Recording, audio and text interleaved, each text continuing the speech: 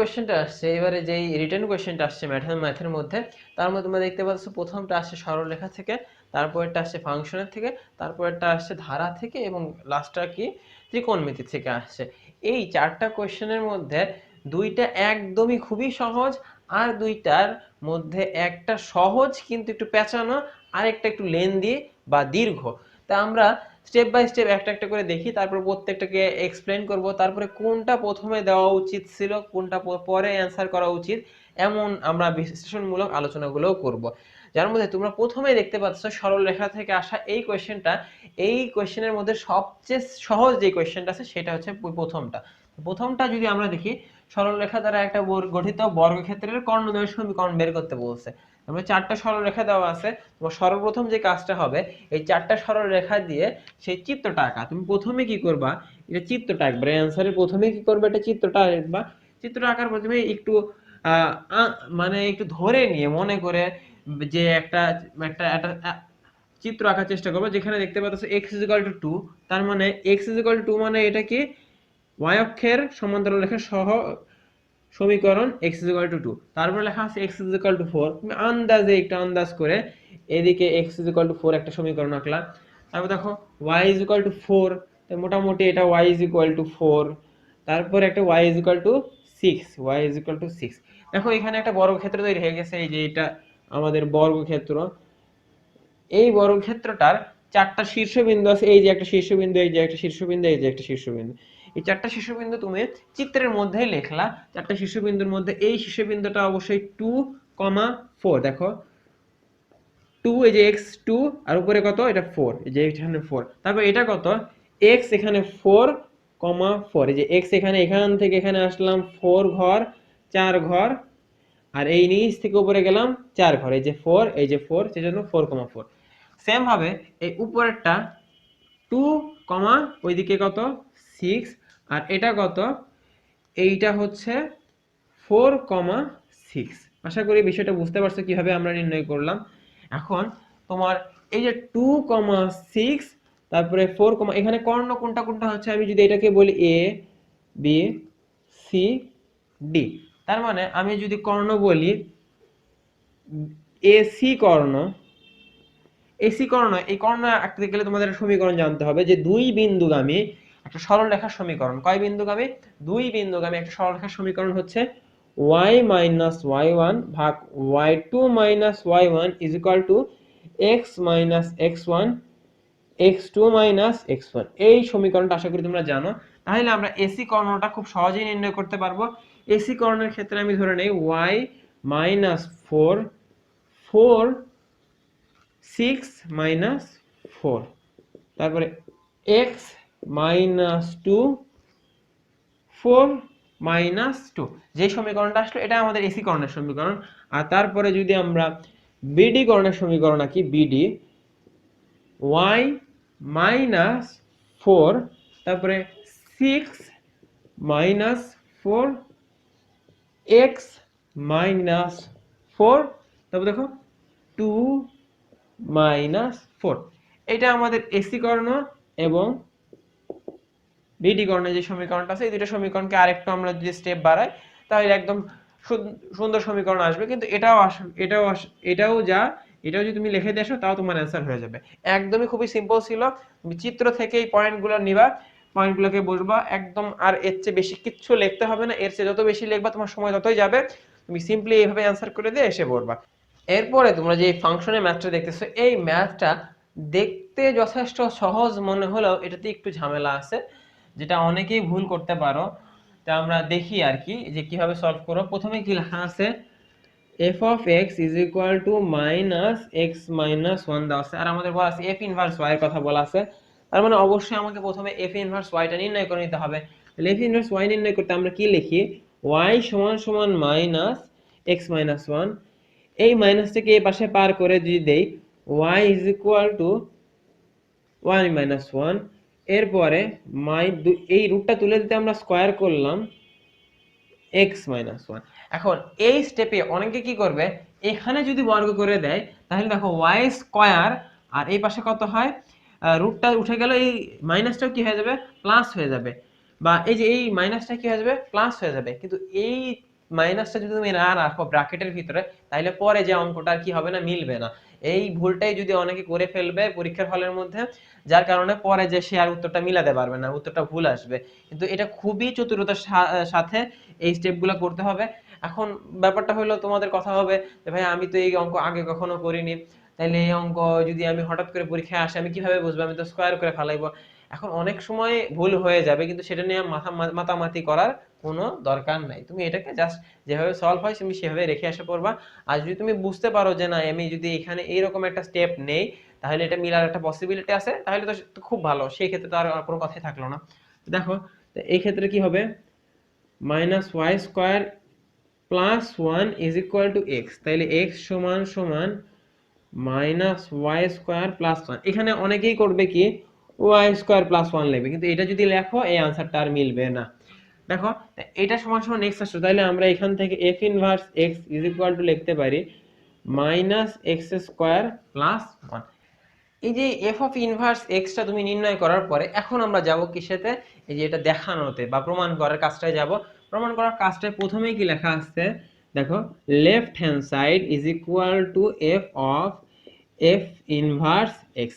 তাহলে F of এর যে সমীকরণটা আছে, এফ অফ মানে কি, এফ অফ মানে হচ্ছে রুট এক্স মাইনাস ওয়ান। কিন্তু যখন ভিতরে এক্স ছিল তখন আমরা এই পাশে এক্স লিখতাম, কিন্তু এখন কি এর ভিতরে এক্স আছে, এর ভিতরে এক্স নাই, এর ভিতরে কত আছে এফ ইনভার্স অফ এক্স। এখন minus root of f inverse এর মিনিং কি, এফ ইনভার্স এর মিনিং হচ্ছে এইটা, এফ ইনভার্স মানে হচ্ছে minus x square plus one minus one.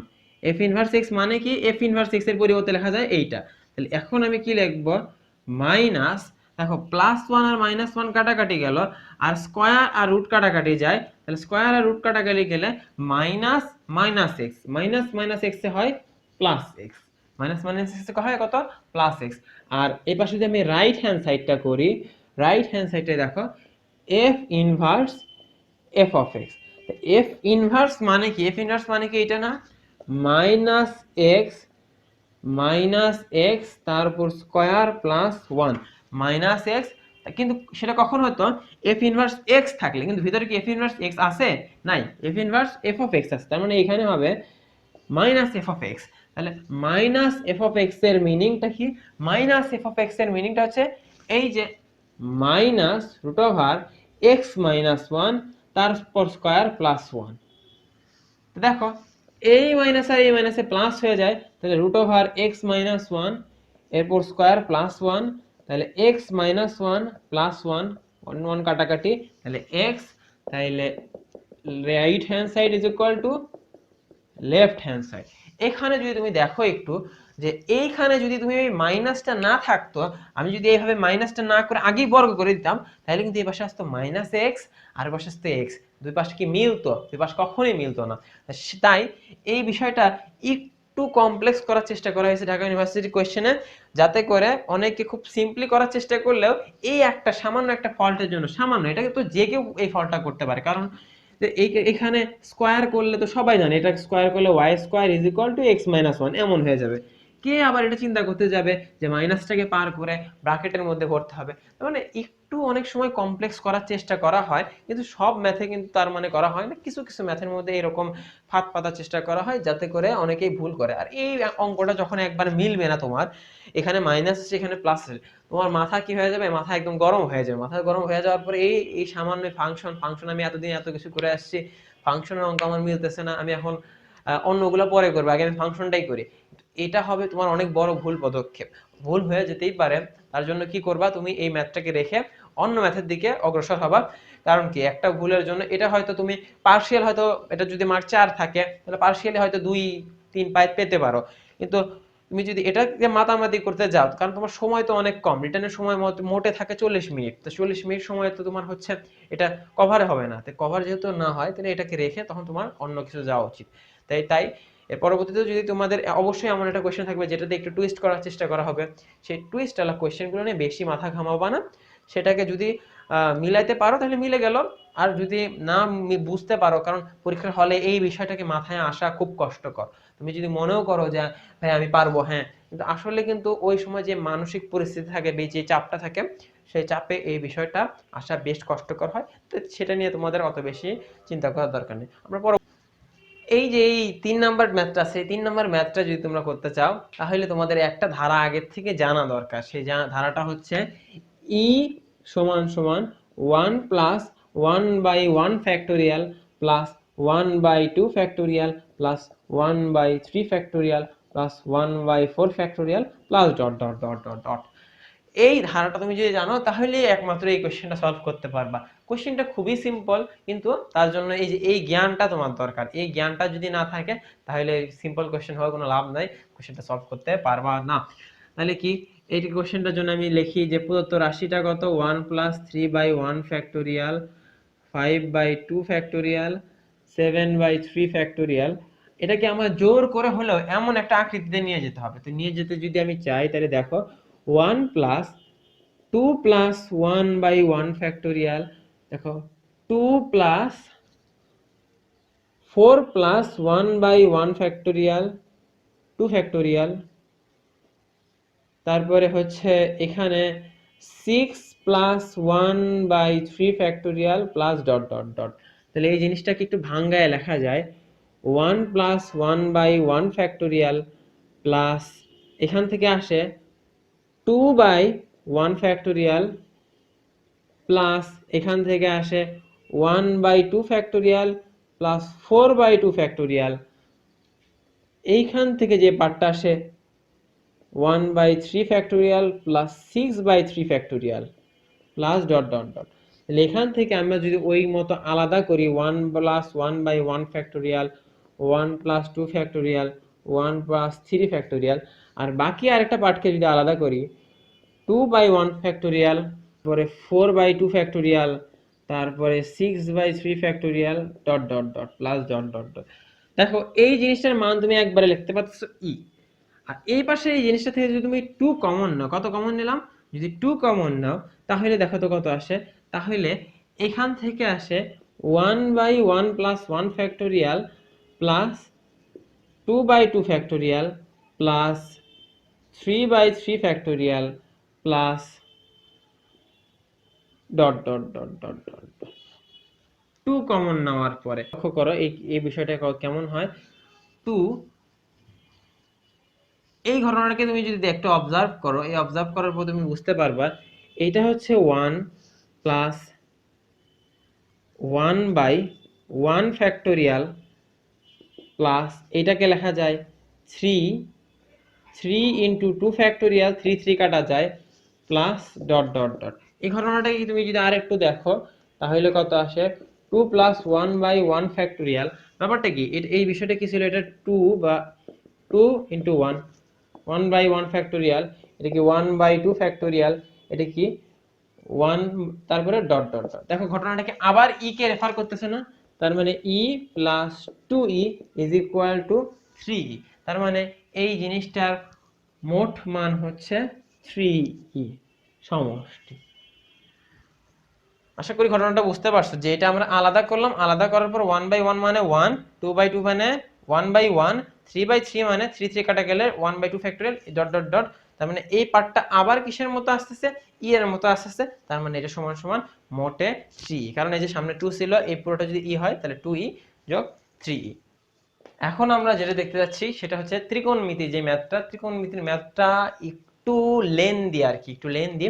এর আগে যে ম্যাথটা ছিল এটা মানে সবার মাথায় আসার মতো না।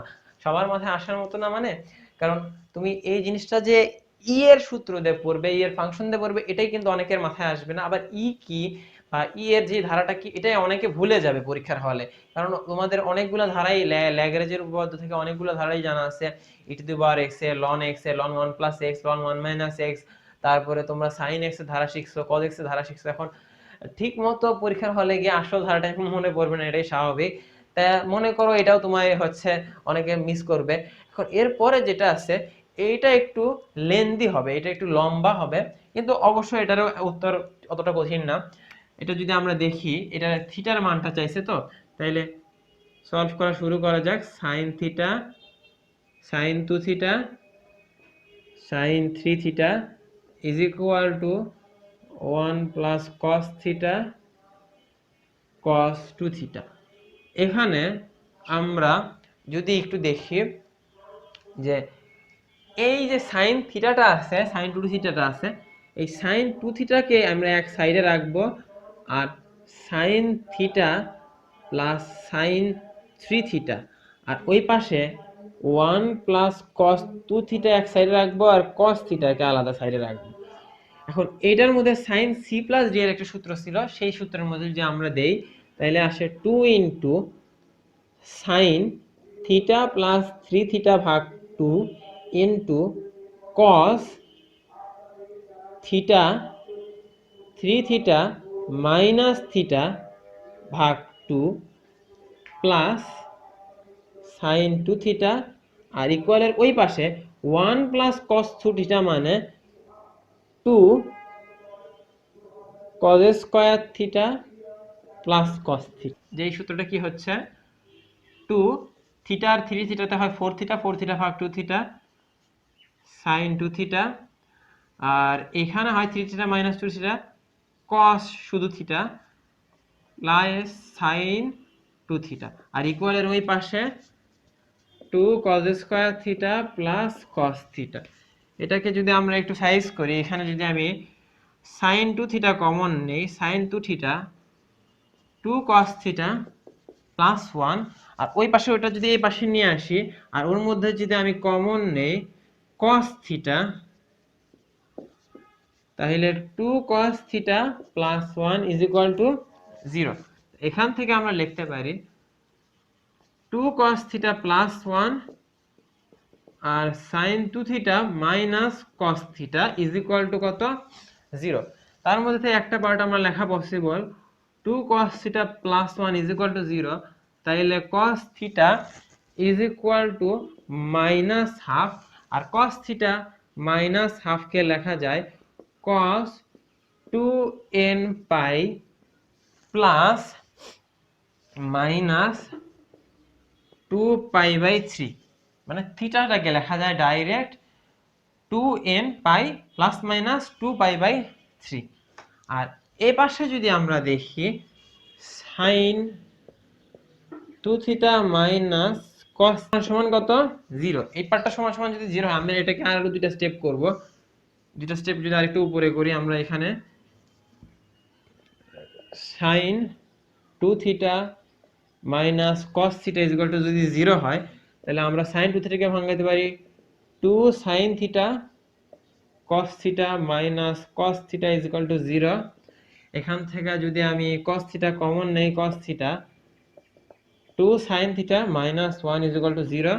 তার মানে এখান থেকে আসলো cos theta is equal to একটা মান 0, আর sine theta is equal to half. cos theta is equal to যদি 0 আসে, এই বিষয়টাকে লেখা যায় যে থিটা সমান সমান 2n প্লাস 1 পাই বাই 2, আর এটা থিটা সমান সমান লেখা যায় n pi plus minus 1 to the power n pi by 6। তার মানে এখানে থিটার অ্যান্সারটা কত? এটা একটা অ্যান্সার, এইটা একটা অ্যান্সার, এইটা একটা অ্যান্সার, এই তিনটা অ্যান্সার। অঙ্কটা অবশ্যই বেশ লেন্দি এবং অনেক সময় সাপেক্ষ অঙ্ক, কারণ তোমার হচ্ছে এতটুকু অঙ্ক তোমার 1-2 মিনিট বা 3 মিনিটের মধ্যে করাটাও যথেষ্ট কঠিন। কিন্তু যদি এটা আগের থেকে করা থাকে তাহলে হয়তো সম্ভব হবে। কিন্তু যদি আমাকে বলা হয় যে ভাইয়া আমি যদি আমার কোয়েশ্চেনের মধ্যে যদি এই টাইপের ম্যাথ আসে তাহলে আমি কি করব, অ্যান্সার কি সবগুলো করব নাকি সবগুলো করব না। এখন ব্যাপারটা হলো তোমার এই 4টা কোয়েশ্চেন মিলে তোমার মার্ক হবে 11। 4টা কোয়েশ্চেন মিলে তোমার মার্ক হবে কি 11, আর এমসিকিউ গুলোতে তোমার মার্ক ছিল কি প্রায় 18। আমি গড়পত্র ধরি এমসিকিউ তে 18 ছিল আর এটাতে হলো 12। আচ্ছা যদি 12 হয় তাহলে প্রত্যেকটার মার্ক তো ধরে নেওয়া যাচ্ছে 3, এটা 3, এটা 3, এটা 3। তো এখন তুমি এই 3 মার্কের কোয়েশ্চেন করে যে টাইমটা লস করবা হয়তো ওই সময়ের মধ্যে যদি দেখো কেমিস্ট্রিতে বা বায়োলজিতে বা ফিজিক্সে সহজ কিছু কোয়েশ্চেন আসে সেগুলো আরো তাড়াতাড়ি করা পসিবল, তাহলে তুমি এটাকে প্রথমে কি করবা, স্কিপ করে ওগুলো তাড়াতাড়ি করার চেষ্টা করবা, ওগুলো ঠিকভাবে করার চেষ্টা করবা সবচেয়ে সহজ ম্যাথগুলো ধরার। কারণ এই ম্যাথটা তুমি পারোনি মানে এমন না যে হচ্ছে তুমি বাদে সবাই পেরে গেছে, সবাই পারেনি। এটা অধিকাংশই অনেকেই করবে না এত লেন্দি হওয়ার কারণে, বা অনেকে মাঝখানে এসে অনেকে সূত্র ভুল হবে, বা এইরকম কারণে অনেকে এটা মিস যাবে। আর যাদের মিস যাবে না তারা তো মিলাতে পারলে তো সেটা তো হইলোই, সেটা সমস্যা না। যাদের প্র্যাকটিস আছে, তুমি যদি দেখো যে তোমার প্র্যাকটিস নাই, তোমার অনেক লেন্দি লাগতেছে, সময় যেতে পারে, তাহলে প্রথমে এটা কি করবা, প্রথমে এটাকে স্কিপ করবা, পরে গিয়ে যদি তুমি সময় পাও তখন এটা সলভ করার চেষ্টা করবা।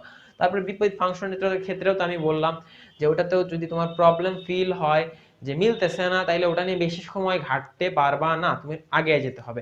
তাই আমরা মোটামুটি এখান থেকে যেইটা জানতে পারলাম যে তোমার প্রথমে যে এমসিকিউ গুলা করলা, প্রথমে এমসিকিউ গুলো দেখলা যথেষ্ট অনেকগুলো, কিছু কিছু বড় বড় এমসিকিউ ছিল, কিছু কিছু এত ছোট ছিল যে মানে সামান্য দেখি অ্যান্সার বলে দেওয়া পসিবল যে এটার অ্যান্সার কত। আবার অধিকাংশ কি কনসেপচুয়াল এমসিকিউ ছিল। আর এখানে যেহেতু এই বছর রিটার্নটা প্রথম, তাই রিটার্ন সম্পর্কে একটা মোটামুটি ধারণা পাওয়াও সম্ভব না। কেন সম্ভব না? কারণ তুমি যদি, আমরা যদি এমসিকিউ যে ধারণাটা পাই, যে এমসিকিউ বিগত যদি 5 বছর 7 বছর যদি দেখি, তাহলে সেটা থেকে একটা প্যাটার্ন লক্ষ্য করা যায়, যে প্যাটার্নটা এই বছর এই চ্যাপ্টারে এই টপিকটা থেকে আসছে, পরের বছর আসেনি সেই টপিক থেকে, কিন্তু তার পাশাপাশি একটা টপিক থেকে আসছে, তারপরের বছর আবার ওই টপিক থেকে আসছে। এইভাবে আমরা কি একটা প্যাটার্ন ধরি। কিন্তু যেহেতু রিটেন একদমই নতুন, তাই আমরা কোনো প্যাটার্ন ধরতে পারতেছি না। তাও তোমার এখান থেকে আমরা যেটা একটা আইডিয়া পাওয়া যায়, যে যদি তোমার 4টা কোশ্চেন থাকে, 4টার মধ্যে 2টা থাকবে সিম্পল আর 2টা থাকবে একটু কঠিন। সে কঠিন মানে কি, একটু লেন্দি অথবা একটু পেচ দেওয়া, যে পেজটা হয়তো তুমি ধরতে না পারলে অ্যান্সারটা তোমার ডিরেক্ট আসবে না। কিন্তু তার জন্য তোমার ভয় পাওয়ার কিছু নাই। তুমি অন্যান্য ম্যাথগুলা বা অন্যান্য হচ্ছে কোয়েশ্চেনগুলো ভালো করে সলভ করবা। যেহেতু খুব মানে এই টোটাল 100% তোমাকে কোয়েশ্চেন তো অ্যান্সার করতে হবে না যেহেতু, তাই তোমার এটা নিয়ে মাথা ব্যথার কিছুই নেই। তাই মোটামুটি এটাই আমরা দেখলাম। আশা করি তোমাদের এই ভিডিওটা কাজে লাগছে, প্লাস সলিউশনগুলো কাজে লাগছে। পরবর্তীতে আমাদের ভিডিও দেখার জন্য আমন্ত্রণ জানিয়ে এখানে শেষ করতেছি।